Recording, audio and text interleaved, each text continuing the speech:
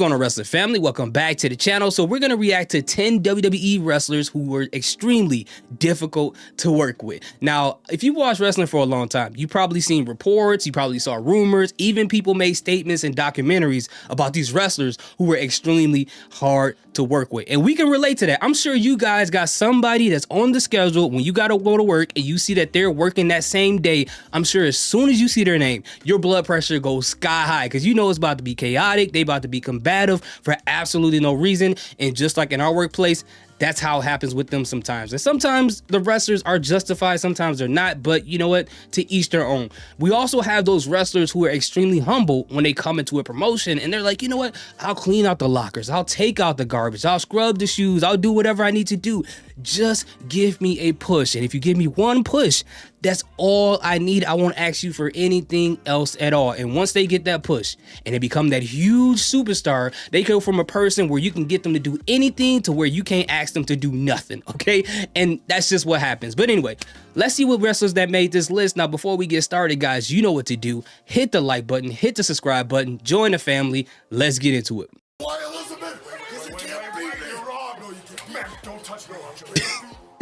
10 WWE wrestlers who were extremely difficult to work with. Number 10, The Cat. Now, The Cat had various roles during the WWE Attitude Era, and a final role in the company saw her enter into a feud with Right to Censor. Unfortunately for Cat and her fans, the angle was abruptly dropped when she was fired from the company. It was reported that The Cat was extremely difficult to work with backstage, and the creative team had done nothing but complain about how much of a nightmare she really was.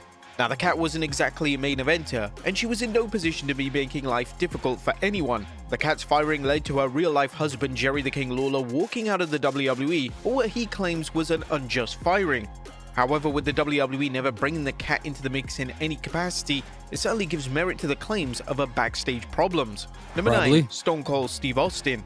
Now, being the top guy in wrestling allows a certain amount of power and sway, and for Stone Cold Steve Austin, he was prone to questioning every booking call and questioning every creative choice that was being made about his character. Whilst this may just sound like a wrestler who just cares about their body of work, Austin eventually became hard to deal with backstage, and even his close friend Jim Ross believes so. JR discussed Austin's attitude backstage during an episode of Grillin' JR. Really? I learned a long time ago, you keep your top guys happy, and that was very important in my role. And who was the bigger top guy than Stone Cold? And so I did go out of my way to. And Steve was not an easy manage. He was challenging because, I mean, even to me, you know, he had questioned the booking at times and so forth. He also went on to share a story of Austin not wanting to work with Mark Mero. Oh, I heard about that. I remember once he had the same issue with Mark Mero. He didn't want to work with Mark Mero. He didn't think Mark Mero was up to speed, and Steve wasn't ready in that time of his career to make guys in that respect. He wanted them made before he got them, so they could go out and have a good match and tell a good story.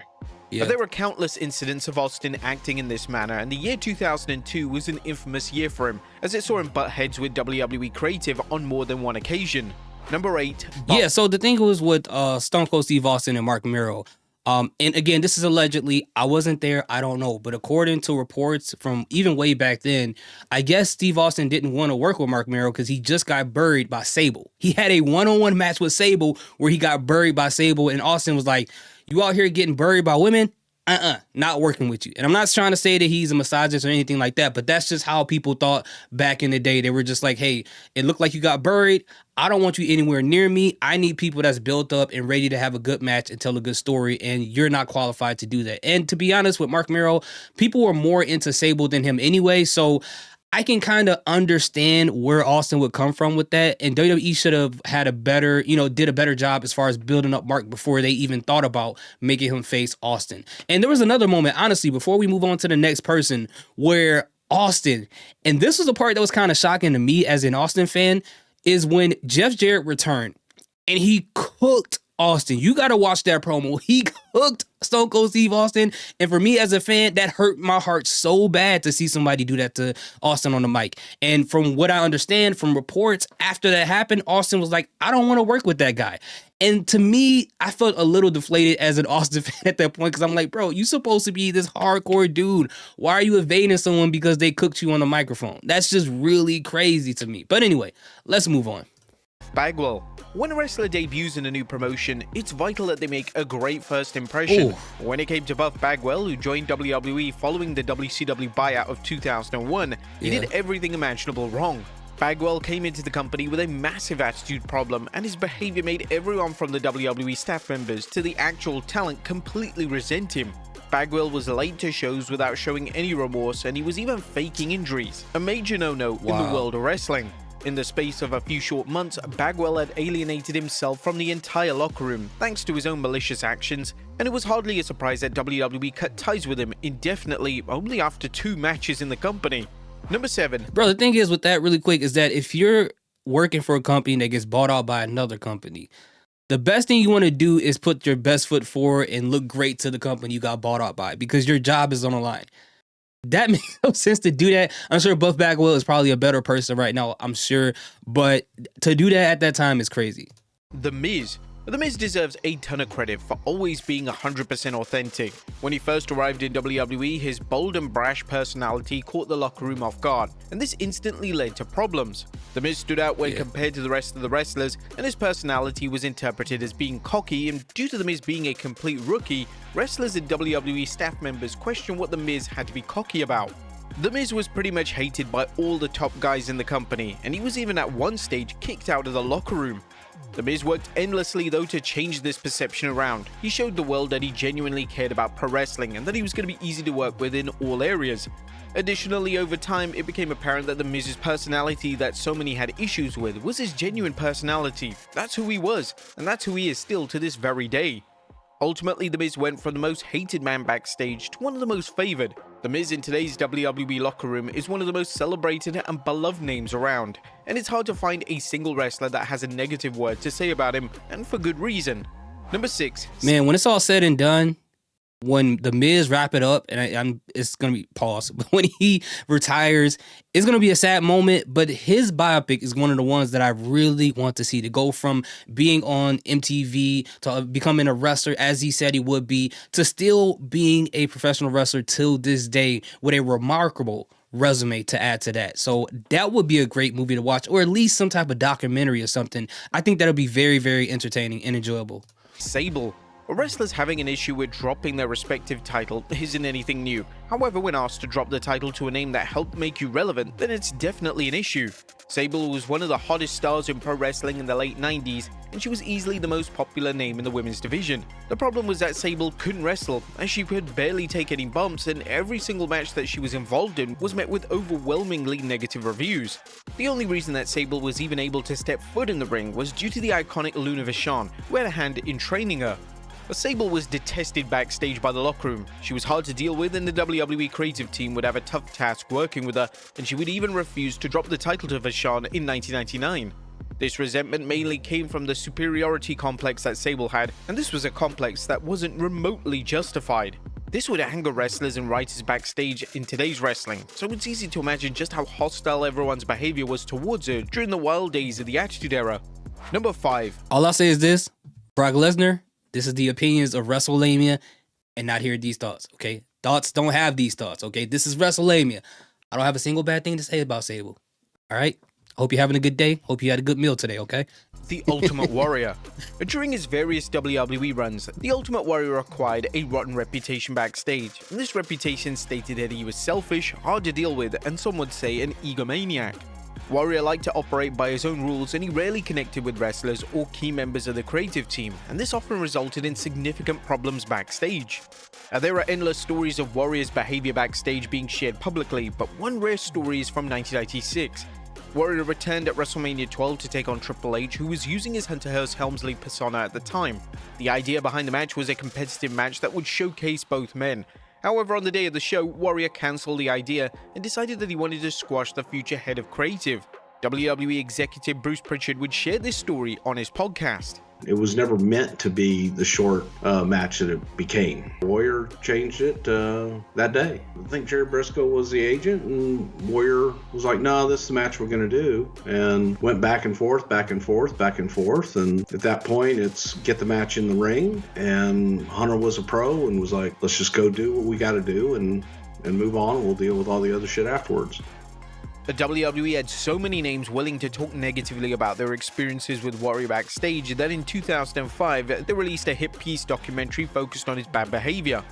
The Self-Destruction of the Ultimate Warrior was the title of the documentary. However, due to the WWE and Warrior making amends in his final years, the documentary is very hard to find. Number 4, Triple H. R.I.P. to Triple H is Ultimate currently Warrior. the head of WWE Creative, yet during his time as a full-time wrestler, he made a lot of enemies backstage. Triple H didn't conduct himself in the best manner, and he was often prone to using his power to manipulate WWE Creative into his set vision. This became hard for those backstage as Triple H started to be seen as a selfish man who was only trying to make himself look good. During the 2000s, it's believed that Triple H impacted the pushes of both Rob Van Dam and Jeff Hardy. This type of behavior would have naturally made the WWE creative department's job difficult, as they couldn't exactly argue with the chairman's son-in-law. Thankfully, the game managed to break away from this kind of behavior in his later years, and the Triple H that currently leads WWE couldn't be more different. Number 3, Enzo Amore. Yeah, It took a matter of months for Enzo for Amore's sure. main roster debut for reports to surface relating to his behavior. The main roster crew hadn't exactly become members of the Amore fan club since they began to work with him, and his behavior was rubbing everyone backstage the wrong way. It got so severe that in 2017, Roman Reigns had to legitimately kick Amore off the tour bus. This type of thing never happens in modern wrestling, so it spoke volumes in relation to how Amore was acting backstage. It was even claimed that Neville refused to lose to Amore on Raw, and this led to Neville walking out of the company and for him to never return. Simply put, Amore's antics and behavior towards people backstage made him impossible to work with. Number 2, Randy Orton. Here's my question though, like, was when he got kicked off, did they have to pull the bus over and kick him off? Because I didn't look too much into that. I remember when that report came out, or did they kick him off while the bus was parked? That's going to be interesting, and the other, like, could be kind of funny, but not funny. Anyway. Now, in recent years, Randy Orton has emerged as a locker room leader and someone that the modern-day wrestlers can look up to. But that wasn't always the case, as it wouldn't be hyperbolic to say that Orton used to be a living nightmare in the locker room.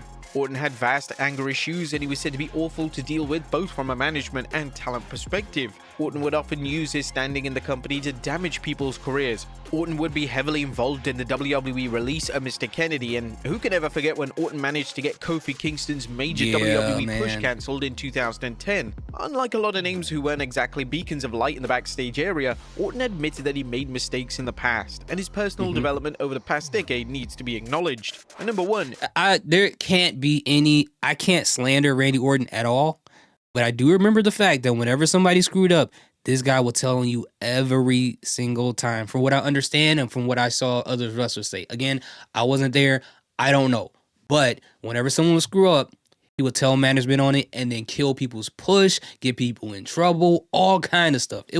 Nuts. Shawn Michaels. It's been public knowledge for years that Shawn Michaels was public enemy number 1 backstage in the 90s. Yeah. Outside of HBK's close friends, he was loathed by other talent and anyone who worked backstage. HBK walked into the backstage area every week with an attitude, and he didn't care who he had to step on to stay on top. An example of how HBK acted during the 90s can be seen with the verified story of One Night Only. The initial plan was to see Bulldog defeat HBK in the UK, but HBK managed to gaslight and manipulate Vince McMahon into changing the finish. Also, all you need to see is that Sunny interview, and you knew that HBK had some power backstage. Now, HBK didn't even need to win the match, and there was no benefit from him winning. He simply just didn't want to put over another talent. And in 1998, when HBK was set to retire, WWE planned for him to lose the WWE title to Stone Cold Steve Austin in the main event of WrestleMania. Due to HBK's abysmal reputation backstage, there was legitimate and justified concern that HBK wasn't going to refuse to lose. Thankfully, he went through with the planned finish, but he didn't exactly look happy doing the honors. However, when he returned in 2002, the old habits had magically disappeared, and 2002 HBK was a stark contrast to the HBK of the 90s. But there you have it, folks. Yeah, I think he became a Christian or something like that. But yeah, that's when that infamous Stone Cold, that Sweet Chin Music reversal into the Stone Cold Stunner. I love that. I love that so much. I used to do it in WrestleMania 2000 so many times. I was just hoping somebody tried to kick me when I had my special. But anyway, these, interesting individuals who are hard to work with. Some of these, majority of them, I'm not really surprised about based upon reports and things like that. And some, you know, it's kind of interesting that they made this list. So if you know any other wrestlers that you think are hard to work with, or you've heard that's hard to work with, let me know in the comment section. Don't slander them in the comments. I'm not here to do that. I just want to know so I can look more into it, because, you know, what happens in the locker room is always interesting to me. I'm always big on what's going on behind the scenes and how things get set up, knowing the, you know, the gears that work behind the scenes. But anyway, thank you guys so much for watching. If you haven't already, check one of these videos right here. I appreciate you guys so much. Salute, peace, have a great day.